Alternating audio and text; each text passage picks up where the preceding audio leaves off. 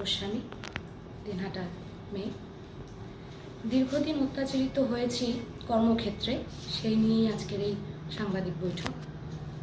এতদিন আমরা নানাভাবে পারিবারিকভাবে অত্যাচারিত হয়েছি, বরং কর্মক্ষেত্রে গিয়েও আমরা তার অন্যথা হয়নি আমাদের। তো সেই নিয়েই আজকে এই সাংবাদিক বৈঠকে আমি এসেছি। কি বিষয় হলো? 2018 জানুয়ারিতে আমি দিনহাটা গোপালনগর হাই স্কুলে আইসিটি প্রজেক্টের যে টিচার আছে সেই কম্পিউটার ইনস্ট্রাক্টর পদে নিযুক্ত হই। তারপর দীর্ঘদিন পরীক্ষার তো প্রিপারেশন চলছিলই, তো চাকরি বাকরি ওই সরকারের তো তেমন কোনো সুরাহা পাইনি আমরা শিক্ষিত যুবক যুবতীরা। তো ওই কাজটা চুক্তিভিত্তিক হিসেবে পেয়েছিলাম, তো সেটাতেই নিযুক্ত হই। তারপরে শুরু হয় মানসিক অত্যাচার। ওই স্কুলের হেডমাস্টার মশাই আমাকে নানাভাবে উত্ত্যক্ত করতে শুরু করে এবং নানা রকমভাবে ইঙ্গিত কুপ্রস্তাব, যেমন স্কুল শেষ হওয়ার পরেও, স্কুল টিচাররা চলে যাওয়ার পরেও আমাকে ওনার সাথে বসে থাকতে হবে।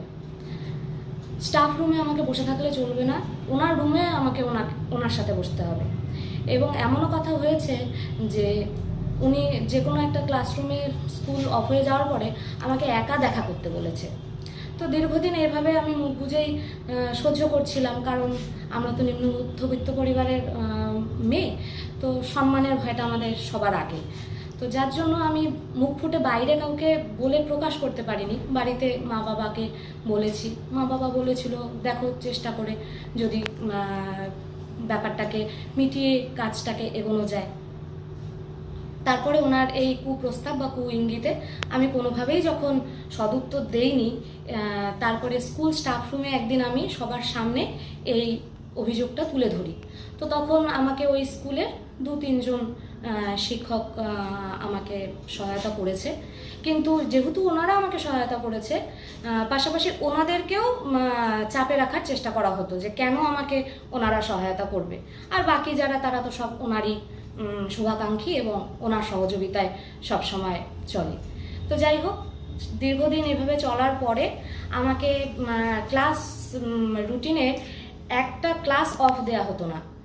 একটার পর একটা ক্লাস 11টার থেকে শুরু হতো, পরপর করে যেতে হতো।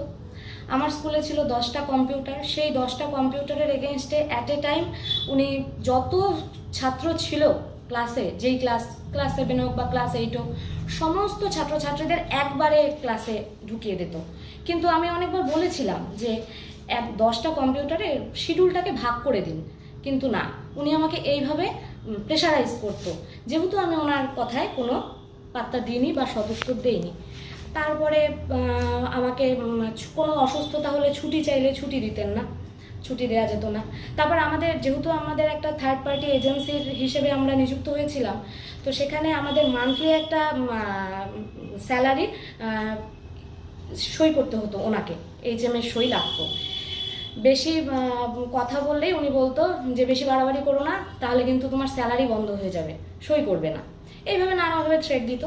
তো তারপরে যথারীতি আমাদের দিনহাটার যারা অভিভাবক ছিলেন, তো তাদের সাথে আমি যোগাযোগ করি, তাদেরকে চিঠি দিয়ে জানাতে যাই, কিন্তু তারা কেউই আমার অভিযোগটা রিসিভ করেনি। কেউ বলেনি যে ঠিক আছে এই বিষয়টা দেখা হোক বা কিছু। সর্বোপরি বলা যায় যে প্রাক্তন উত্তরবঙ্গ উন্নয়ন মন্ত্রীর কাছে আমি গেছিলাম, আমার মাকে নিয়ে গেছিলাম এই অভিযোগটা জানাতে, কারণ আমি খুবই গরিব ঘরের মেয়ে। তো ওই স্যালারিটার জন্য আমি হয়তো বা নির্ভরশীল হয়েছিলাম, খুব অল্প স্যালারি, তবুও আমার কাছে ওটাই অনেক ছিল, যেহেতু আমার কিছু অর্থনৈতিক অসঙ্গতি রয়েছিল। তো তারপরে উত্তরবঙ্গ উন্নয়ন মন্ত্রী আমার মার সামনে আমাকে বললেন, চিঠিটা তো রিসিভ করলেনই না, তারপরেও বললেন যে এত ঝামেলা করে কি লাভ, এত চিঠি চাপাটি দিয়েই কি লাভ, হেডমাস্টার মশাই যা চাইছে তাই করলেই তো ঝামেলা মিটে যায়।